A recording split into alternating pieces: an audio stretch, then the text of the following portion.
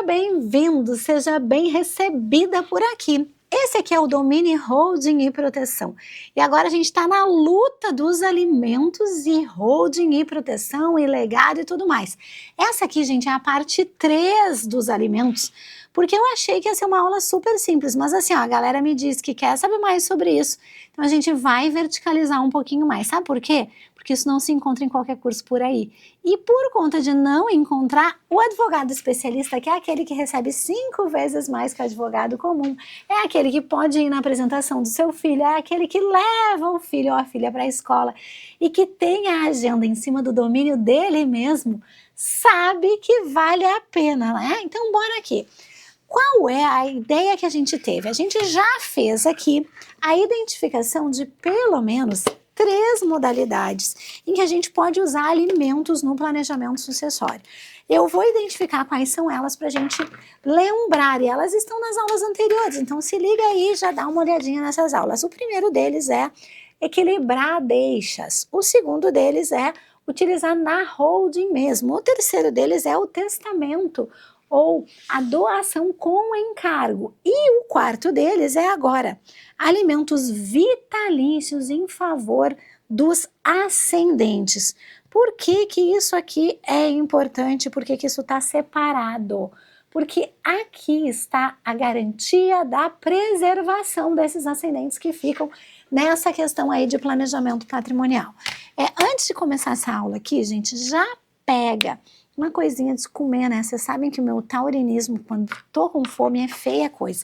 Então assim, ó, pega alguma coisa gostosinha, pega um bolinho, pega um chocolate, pega uma pipoca, pega o seu café ou o seu chá e já vem aqui para a aula, se organiza para isso. E pega também um material para anotar, gente, tá? Se você tem o seu planner de especialista aí em casa, pega uma parte do planner dessa semana que você está usando e já coloca a identificação da natureza alimentar aqui.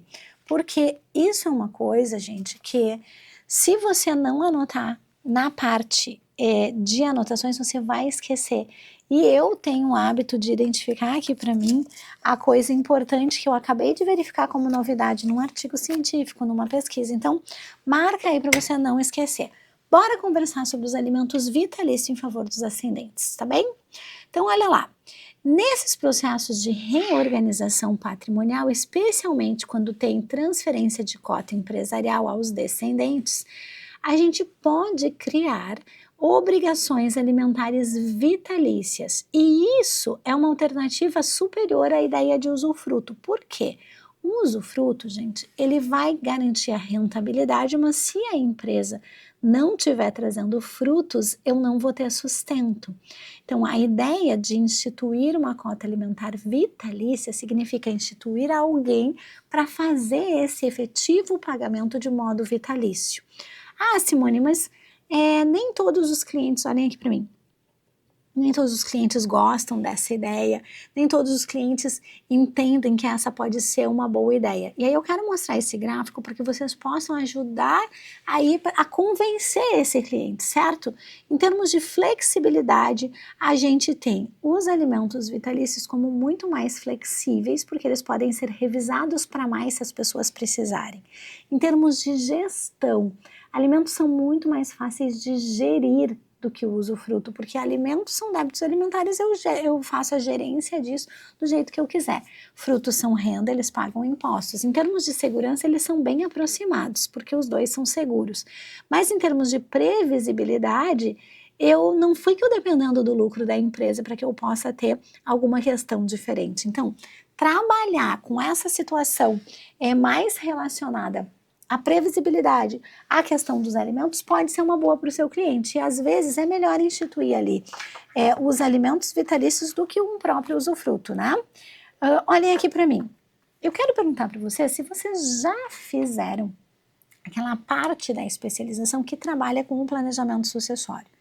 Se vocês já fizeram essa parte, eu vou sugerir que vocês possam até andar mais rápido com isso aqui.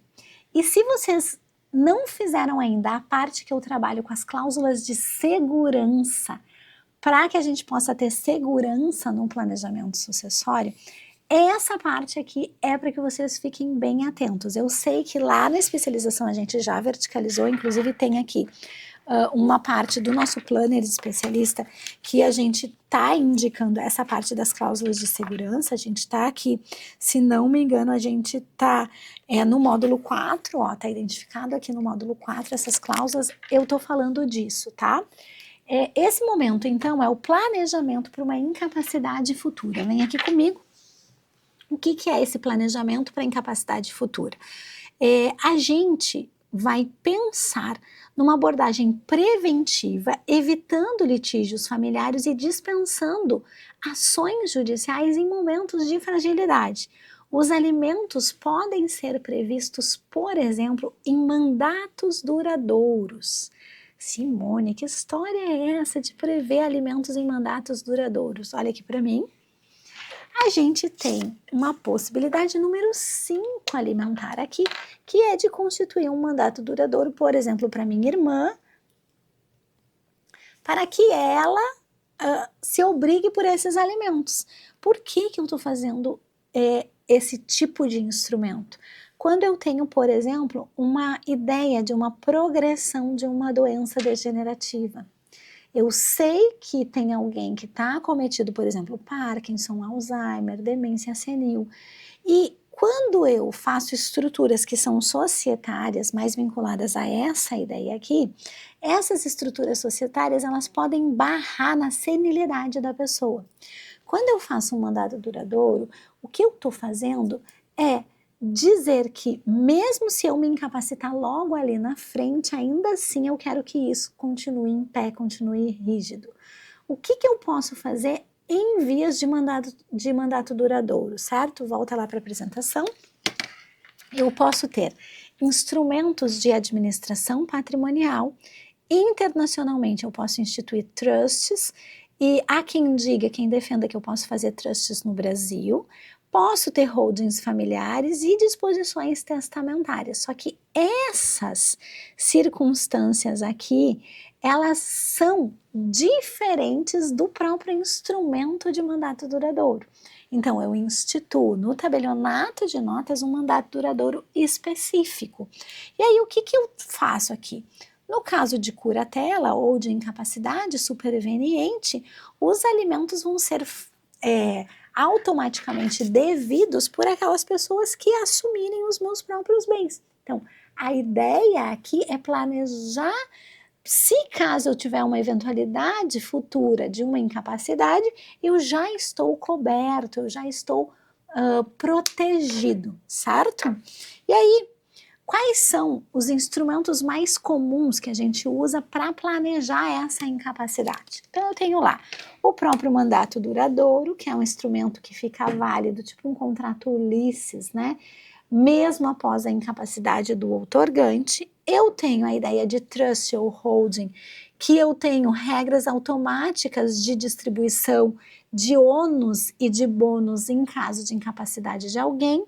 Eu posso ter as diretivas antecipadas de vontade, sendo um documento que vai estabelecer questões médicas e determinações patrimoniais e alimentares, e eu posso ter cláusulas testamentárias, como vimos na última aula. Então, olha só essa linha aqui, com a profundidade de tudo que eu posso ter para oferecer para esses meus clientes.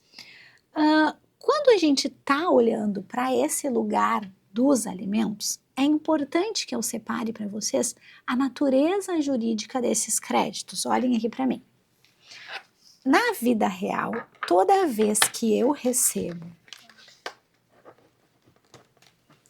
uma coisa chamada renda, certo? Então, na vida real, toda vez que eu recebo uma coisa chamada renda, eu preciso pagar imposto de renda. E o que caracteriza renda para o nosso fisco? Renda é tudo aquilo que incrementa o patrimônio de alguém. Todas as vezes que eu tenho renda, a tributação existe. Existem circunstâncias que a lei, que a regra jurídica não considera renda. Por exemplo, esse nosso item número 2 aqui, a distribuição de lucros e de dividendos não é considerada renda. Então, em tese, o cliente pode receber lucros e dividendos sem ter de pagar imposto de renda. Mas a reforma tributária ela está trazendo a ideia de que lucros e dividendos vão ser considerados tributáveis. E isso aqui pode agravar e muito a distribuição desproporcional de lucros, que é um jeito tradicional que os advogados, melhores advogados, os mais específicos e os mais especialistas têm usado para que os clientes possam receber financeiramente o seu próprio patrimônio, o seu rendimento. Quando a gente sai dessa ideia aqui, que é uma ideia de imposto de renda e de fragmentação de recebimento de lucros e dividendos, a gente entra na seara dos alimentos. E a gente já tem decisões aqui relacionadas aos alimentos e relacionadas à não tributação dos alimentos. Tan, tan, tan, tan. Sabe o que significa? Significa que mesmo com a reforma tributária, os alimentos, eles não são renda. Eles são uma natureza jurídica autônoma que pode ser dedutível da base de cálculo de quem paga e que estão isentos de pagamento se eles tiverem, por exemplo, verbas indenizatórias na sua composição. Então, olha a sacada aqui, gente. É possível estruturar uma holding familiar que remunere ou preste alimentos aos sócios ascendentes de modo regular, documentado e lícito, reduzindo a exposição tributária do grupo familiar. Por que eu estou insistindo na ideia de licitude aqui, gente? Porque eu não estou dizendo para fraudar o fisco, pelo amor de Deus. Eu estou dizendo, crie uma responsabilidade alimentar lícita, típica e registre nos instrumentos societários para que você possa fazer uso desse benefício patrimonial. Aí eu botei aqui de azul, gente, ó, é tipo luz piscante aqui para nós. Qualquer estrutura precisa de coerência contábil e jurídica absoluta. Eu não estou falando de coerência mais ou menos, eu estou falando de coerência absoluta. Nunca simular uma obrigação inexistente ou criar artifícios puramente fiscais sem substância jurídica real. Olhem aqui para mim. Quando eu penso e proponho questões alimentares, eu estou pensando e propondo questões alimentares de necessidade vital, que podem vir por lucros ou podem vir por alimentos. Mas a ideia, gente, é ter lastro jurídico. Ah, qual é a ideia de lastro jurídico disso, Simone? Todas. Quais são os benefícios aqui? Olha só. 30% dos benefícios são relacionados à carga tributária. Então, alimentos que são indenizatórios, eles podem chegar aí a 30% de uma redução. Então, eu tenho uma potencial economia com as estruturas que a gente tem. 100% de benefício relacionado à empenhorabilidade, porque alimentos são empenhoráveis. E 45% de benefício é a otimização sucessória que eu consigo com a verba alimentar indenizatória, por exemplo. Então, olhem aqui para mim. Longe de ser um instrumento à la louca ou um instrumento simplinho, o instrumento alimentar, ele é muito útil ao planejador e à planejadora, mas numa advocacia especialista. Se você ainda não sabe, gente, fazer uma coisa super simples, que é mapear os riscos do seu cliente, se você não tem um roteiro otimizado para atender o cliente lá, não sabe levar, não sabe que pode levar destacadamente aqui nesse bloco todas as perguntas para o seu atendimento técnico, ou tem dúvidas de como é que a gente faz para trazer o diagnóstico para o cliente, o diagnóstico empresarial, ou o diagnóstico da vida dele mesmo, por conta da idade, certo? Ou ainda não sabe como levantar os riscos. Ai, mas eu não sei, eu tenho medo de esquecer um risco, eu tenho medo. E você não tem acesso a esse material aqui, eu te digo, tá na hora de se aprofundar. Agora, se você é meu aluno da especialização e você já tem acesso a isso, aqui é o lugar que você precisa usar esses 3 elementos. Tá, Simone, o que eu tenho que usar para olhar para os alimentos? Você vai usar, primeiro, o formulário de atendimento e vai fazer as perguntas que estão nesse formulário. Em especial, o que você vai precisar saber? Essa parte aqui, que é da segunda etapa aqui, ó.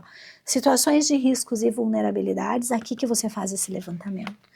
Depois, você vai fazer o passo a passo do diagnóstico. E aqui você tem a vertical dos riscos, que você vai precisar mapear. E o risco vulnerabilidade também está aqui. Não é só vulnerabilidade, olha só. Tem o risco familiar e personalidade da sucessão, tem o risco patrimonial e organização de bens, tem o risco societários e de continuidade empresarial, tem os riscos tributários e tem os riscos documentais e de fiscalização. E aí, o que é isso aqui, gente? Eu mesma, quando eu vou fazer uma análise de risco, eu pego isso aqui, aí eu pego uma caneta que eu consiga apagar depois, e eu vou pegando o caso do cliente olhando. Ah, tá, ausência de protocolo familiar, aí eu boto um X, realmente não tem. Concentração na gestão do fundador ou na figura ah, não, esse aqui tem. Sucessão empresarial indefinida ou mal planejada, tem também. E aí eu vou mapeando os riscos. Na hora que eu vou fazer o parecer técnico-jurídico para o cliente, já está tudo mapeado. Ah, esse aqui não tem, esse aqui tem, esse aqui tem, esse aqui tem. Aí o que eu faço? Digito ali já todos os riscos que a família já tem. Então, a ideia de trazer a ideia dos alimentos e essas questões é poder trazer vocês para a prática. A ideia é essa. Ah, Simone, vamos dar exemplos práticos então? Tu que trabalha com isso, nos ajuda a levantar exemplos práticos dos alimentos? Bora para cá. Exemplos práticos, vamos lá. Modelos de cláusulas alimentares para vocês darem uma. Vocês sempre me pedem modelo, né? Pois então, tá aqui os modelos para a gente saber do que estamos falando. Primeiro, doação com encargo. Doa-se o imóvel situado na rua X, número tal, filho A, com o encargo de prover alimentos mensais de R$5.000 ao doador, enquanto este viver, corrigidos anualmente pelo INPC. Vem aqui para mim. Eu tenho uma doação, então, que está na nossa parte 1, né, dessa aula de alimentos, e essa doação tem um encargo. Ah, e se ele não cumprir os alimentos, professora, revoga a doação. Por quê? O não cumprimento dos encargos é motivo de revogação da doação, tá tudo certo. Eu resolvi esse problema. Ai, Simone, mas eu ainda tenho dúvida, eu fico inseguro. Gente, se você tá com dúvida, faz o diagnóstico da sua advocacia, o DDA, diagnóstico de advocacia. E aí você vai saber dúvida do que você tem. Você tem dúvida da parte de marketing, da parte estratégica de postagem, são os livretos que você vai precisar, ou é a parte de vender que você não sabe, que você tem medo de dar? Não é a parte de vender, é a parte técnica. Se é a parte técnica, a gente vai ter que estudar. Ah, não, Simone, meu problema é atender o cliente, eu não sei como atender, eu tenho medo de deixar um risco de fora. Pega essa outra parte. Ah, não, mas o meu problema é saber como que meu cliente tá e eu mesmo como tô. Aí você vai olhar o seu painel de progresso. Por que eu estou dizendo para fazer o diagnóstico com os meus especialistas, gente? Porque eu desenvolvi essa ferramenta para ser o melhor equipamento de diagnóstico de advocacia que a gente tem nessa área de proteção. Por enquanto, esse diagnóstico está sendo gratuito. Aliás, não sei quando que você está assistindo esse vídeo. Entre em contato para a equipe para saber se está sendo pago ou se já ou ainda é gratuito. Volta para lá. Cláusulas de acordo de sócios com alimentos. Os sócios fundadores têm direito a alimentos mensais pagos pela sociedade em valor correspondente a 1% do faturamento líquido trimestral distribuído proporcionalmente. Ai, Simone, mas como é que eu vou botar? Olha aqui, volta aqui para mim. Como é que eu vou botar a sociedade tendo que pagar isso? Porque eu não vi, isso é um absurdo. Se a sociedade é criada com finalidade de administração patrimonial e proteção, é uma sociedade que aceita e, inclusive, tem o seu objeto social implementado se você tiver uma atitude como essa. O que não dá é para fazer numa sociedade de lucros uma cláusula como essa sem justificar. Então, se liga, existem 2 tipos societários diferentes com objetos sociais diferentes e quando você vai organizar, você vai precisar do objeto social que para em pé nesse lugar. Ah, Simone, acabou? Claro que não, a gente tem mais um deles. Testamento com encargo. Como é que é? Instituo o herdeiro, meu filho B, quanto ao imóvel rural, com a obrigação de prestar alimentos mensais de 3 salários mínimos à sua irmã C, enquanto essa necessitar, até o limite da renda do imóvel, que também é para o filho B não ter que tirar do bolso isso, né? Olhem aqui para mim. Viram como essas cláusulas são cláusulas possíveis de serem utilizadas no planejamento e são muito úteis para a nossa vida acontecer? Quando eu trouxe esse combo de aulas dos alimentos e como que esses alimentos podem, enfim, trabalhar com o planejamento sucessório, é a ideia de entregar o melhor para a advocacia especialista. Ai, Simone, mas eu ainda não sou especialista. Cara, tá na hora de se especializar. A especialização em holding e proteção de patrimônio, família e empresa tá aí para isso. Ai, Simone, mas eu tenho atendido alguns clientes, mas eu ainda sou inseguro. Bom, então entra na minha mentoria e faz o atendimento junto com o meu time de especialistas, gente. Eu tenho especialista em tributário, tenho especialista em societário, tenho especialista em direito de família e sucessões. Cada especialista que você precisar, você pode fazer uma parceria com ele para atender. Ai, Simone, mas como é que eu faço para isso? Eu quero só checar se a minha estratégia tá ok. Na mentoria a gente tem essa checagem, é o SOS de estratégia. Esse SOS vai entregar o melhor para o seu cliente. Como que a gente sabe isso? Porque a gente tem instrumentos, que são instrumentos práticos, que vão lá servir para essa família e vão servir para a próxima família também, porque a gente tem ali uma identificação do que tá e o que não tá na sua família. Ele foi feito dessa forma para isso acontecer. Ah, Simone, mas eu não sei muito como fazer, eu queria fazer uma ideia de contrato familiar, eu sei que na pós-graduação teve um professor específico, disse, pode ir lá para o contrato familiar sem problema. Pode fazer um contrato familiar com alimentos? Claro que sim, um exemplo de cláusula. Os filhos comprometem-se solidariamente a prover os alimentos dos pais, fulano de tal, corrigido anualmente pelo INPC, IPCA e o índice você encontra, sob a responsabilidade de 2.000 para cada filho. Esse modelo a gente cria uma obrigação solidária, que está alinhada com o Estatuto do Idoso. E reduz drasticamente a possibilidade, por exemplo, de conflitos, porque já está fixado. Quais são os aspectos essenciais a considerar no planejamento, gente? Eu tenho que ter uma formalização adequada, preferir escritura pública a documentos que são particulares ou documentos societários formais ou então testamentos. A forma documental garante segurança.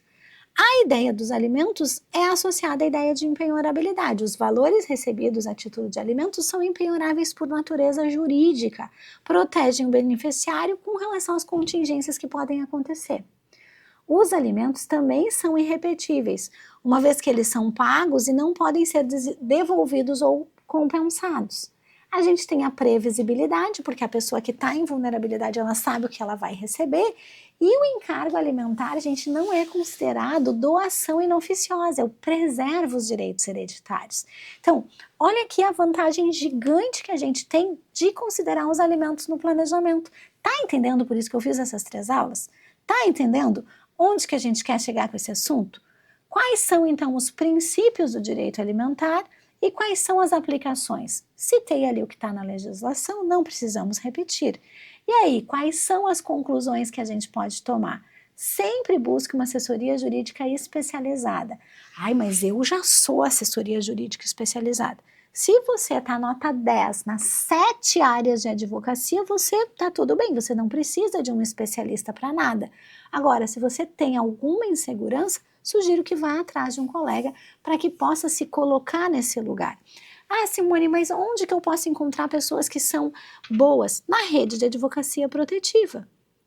A minha equipe, o meu escritório, as pessoas que estão comigo na minha equipe, neste momento estão atendendo os alunos da mentoria. Mas os alunos da especialização, eles já têm a possibilidade de solicitar uma parceria. Ah, Simone, mas aí é diferente? Claro que sim. Essa solicitação dentro da mentoria já é praxe. Agora, se você já é meu aluno e está na especialização e quer fazer uso de um dos profissionais que atua comigo, você vai precisar fazer uma solicitação. Ah, Simone, mas eu quero ser atendido por ti, eu quero que um cliente atenda por ti. Infelizmente, gente, eu não tenho mais mentorias individuais. Mas existe uma possibilidade que é de ser atendido por mim, que é via solicitação desse suporte a partir dos profissionais que trabalham comigo. Os mentorados têm acesso direto. Os alunos da especialização, eles podem solicitar e essa solicitação vai ser analisada pela equipe. E os alunos da rede vão ter as trocas entre si. Então, tá curioso com relação a isso? Toma essa providência. Quando eu falo do diagnóstico, é para que você tenha consciência de que fase que você está na sua advocacia. Numa dessas 7 fases que são essenciais para implementar a advocacia especialista. Então, busque assessoria jurídica especializada. Depois, documente lá adequadamente todas as estruturas. E por último, gente, informe o cliente que ele vai precisar de revisões. De quanto em quanto tempo, Simone? De 2 em 2 anos, tá bem? Olhem aqui para mim. Vejo vocês na nossa próxima aula do Domine. Espero que vocês tenham gostado muito. E a próxima aula tá muito melhor do que essa, porque ela já tá planejada. Até mais!